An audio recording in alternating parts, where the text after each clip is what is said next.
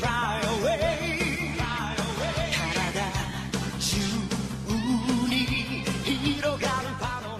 What's going on, everybody? King of Dragons 5000 here, coming at you with another figure review. Today we'll be having a look at the SH Figuarts Dragon Ball Z Majin Buu, or Evil Buu, or just Super Buu as some people call him. Here we do have Super Buu in the packaging. What we're going to do now is take a little break, get him opened up, and then we'll have a better look at the figure inside. So stay tuned, everyone. And so here we have Super Buu posed and out of the packaging. For the sake of the review, I am going to be addressing him as Super Buu, even though it's Majin Buu on the box. He's Super Buu to me, and a lot of people know this form of Majin Buu as Super Buu, so that's what we're going to go with. Super Buu here does come with 3 different head sculpts. He comes with a smiling expression that he has on him right outside of the packaging. He also does come with an expression where he's angry and looks like he's ready to fight. And his final head sculpt is an angry yelling face which has veins sculpted on it. It looks really fantastic. Super Buu also does come with 3 pairs of hands as well as 2 extra ones. He comes with the relaxed grip hands that he has on him outside of the packaging. He comes with a pair of fists so he can punch people. He also does come with a pair of ki blasting hands, or his human extinction hand. He comes with a pointing finger for his right hand. And then he also does come with a taunting finger for his left hand. And then his final accessory is actually an alternate head for Majin Buu, which does come with its own unique energy blast. So really glad that we do get an alternate accessory for a figure. Unfortunately, I don't have Majin Buu in my collection. It's one figure I am looking forward to picking up.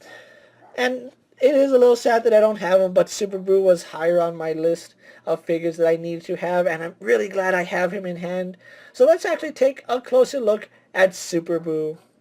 And so here we have a closer look at Super Buu, and they did a fantastic job sculpting his face. This actually does look a lot like Super Buu, and I'm really glad we just got the default version of Super Buu. I'm pretty sure the Ultimate Buu, the Gotenks Buu, and the Piccolo Buu would have been nice, but this is probably the Buu that I would much rather have in my display.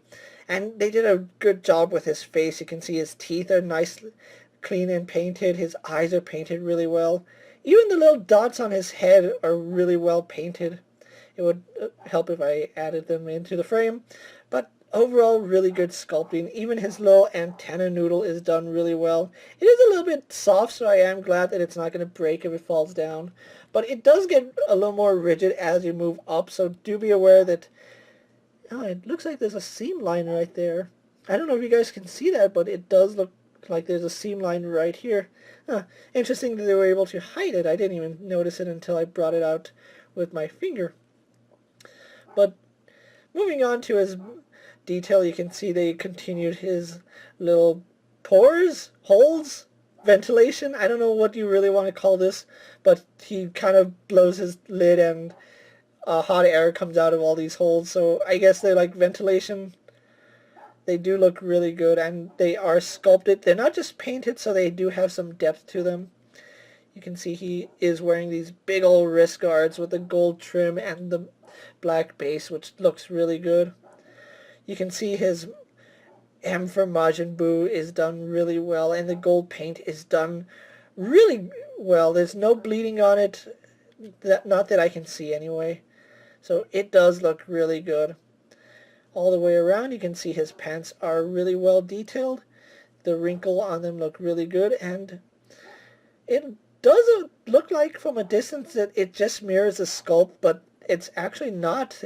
It's 2 different sculpts, so I do like that the pants are not a mirrored image, which I know there are some companies that mirror sculpts. Really glad Majin Buu isn't mirrored like that. The one and only complaint I have about his sculpt is probably the back of the knees, but since I'm going to have him standing in my display, I really don't see that being an issue. You can see his boot cuffs here are done in that same matte black with the gold trim. Even though the gold is up here in the pants, they actually did paint it, and there's really no paint rub. There's no paint missing on it, so really like that. And then we go on to his boots, and they're just brown shoes.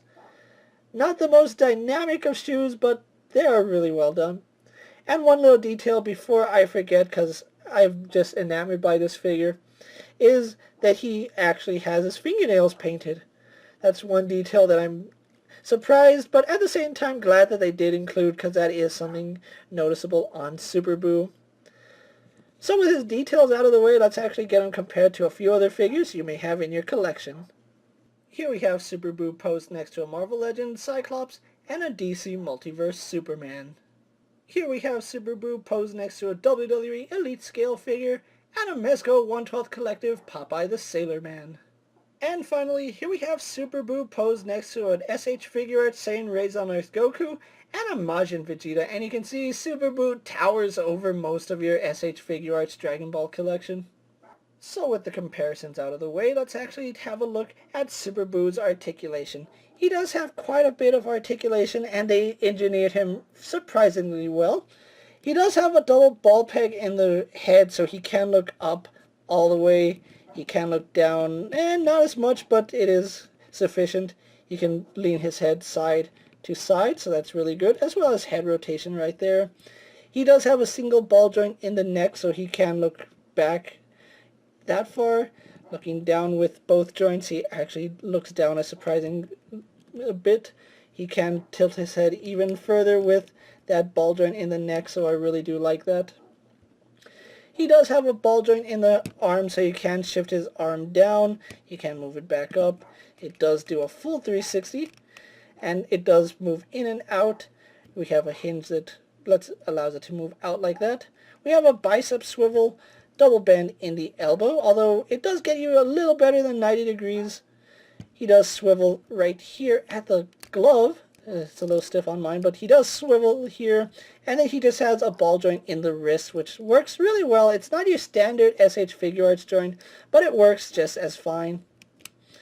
He also does have a butterfly joint, which comes out all the way. You can see you can get his arms all the way forward. The only problem is that it does leave a lot of gaps in it, which it's not that big of a deal when you have them fully posed. It's plastic, it's not organic, so there are bound to be gaps. He has a ball joint in the torso, which does lean forward a fair bit, and that's just on that front bend right there. And just like with his butterfly joints, you can see does leave extreme gaps in his body, but you know, it's plastic. There are some things you're going to have to overlook, but that's a surprising amount of articulation there. You can have him like really looking at his own toes. That's really impressive. Not too many figures can do that. He also does swivel side to side, although it is at an angle. It's not a bad thing because you get more dynamic poses. And then we do have I want to say there's another ball joint right here because it does move, but it doesn't afford too much extra movement, and that's just the way they sculpted his belly right here. So it is a little bit unfortunate. We do have the new SH Figuarts style legs, which allow him to kick up that far. He kicks back farther than he kicks forward. He kicks out to the side a really good bit.